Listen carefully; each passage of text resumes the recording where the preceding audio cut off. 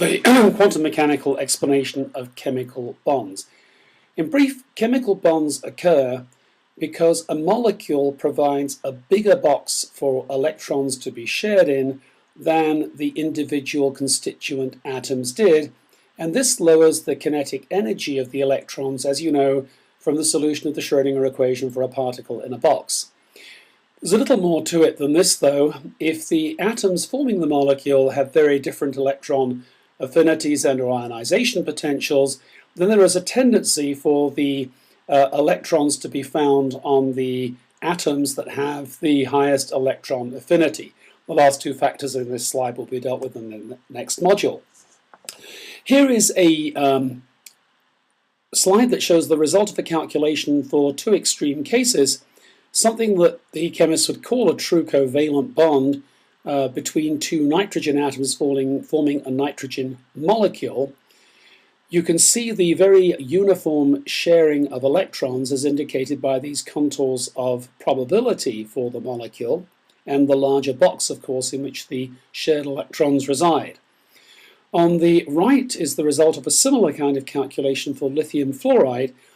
You see there is sharing of electrons again, but with a lower probability of finding electrons on the lithium, and this is an example of an ionic bond. It's certainly not an Li plus and an F minus, but you can see where that picture comes from. So let's, as a mathematical basis for looking at why bonds form, deal with the simplest possible case, which is the hydrogen molecular ion. This consists of a pair of protons bound together by just one electron, so it has a charge of +1. The two basis states are a 1s state on proton 1 and a 1s state on proton 2. The perturbation then consists of the Coulomb interaction between the electron and the additional proton. Here's the perturbation Hamiltonian. Quoting a result from Chapter 8, the best eigenenergy for the perturbed system is found by solving the Schrödinger equation using the perturbed Hamiltonian, and so we're just going to use that result and wait till Chapter 8 to justify it. So we take as our linear combination of wave functions for which we wish to find the best coefficients by solving the Schrödinger equation these two 1s states, psi1 and psi2, and we form a linear combination of these two with unknown coefficients a and b.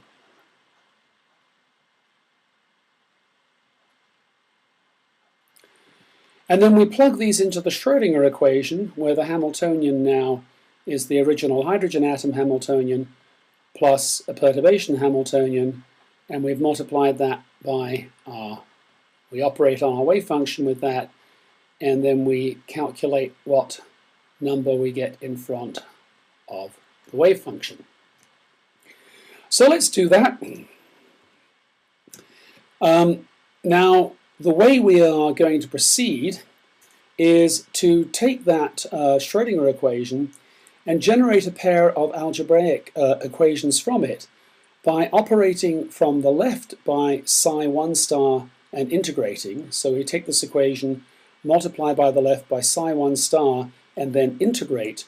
And in Dirac notation, this is what we get.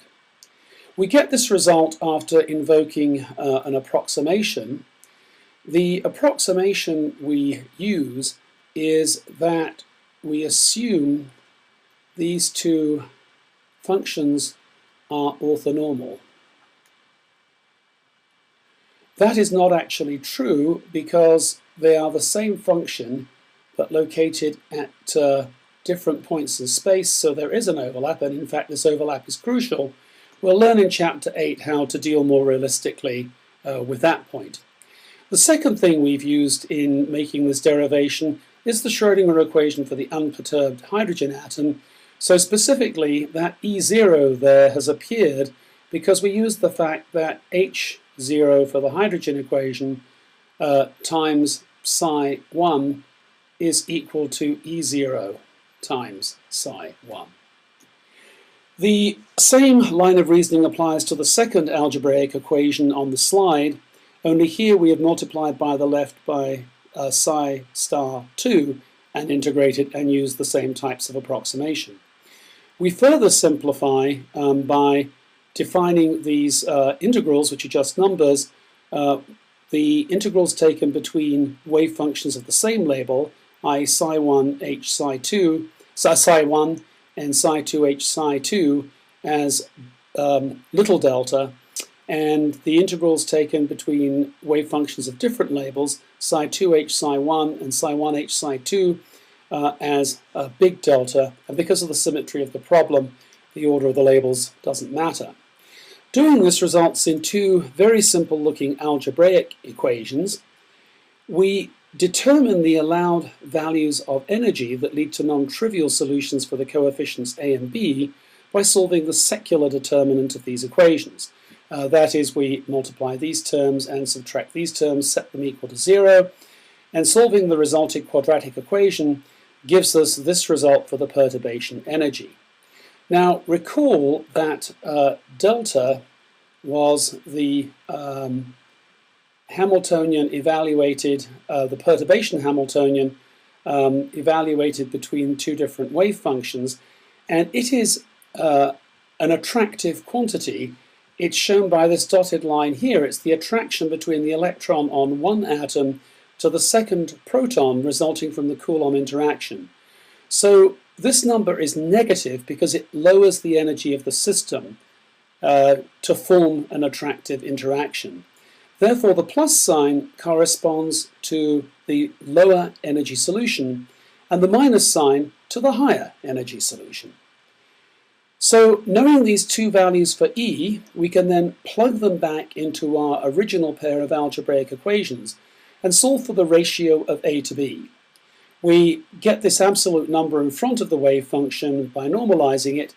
What we find in the case where we have plus delta is that A over B equals plus 1, and the result is that the wave function is then this combination of psi1 plus psi2 for the case of this lower energy or bonding state.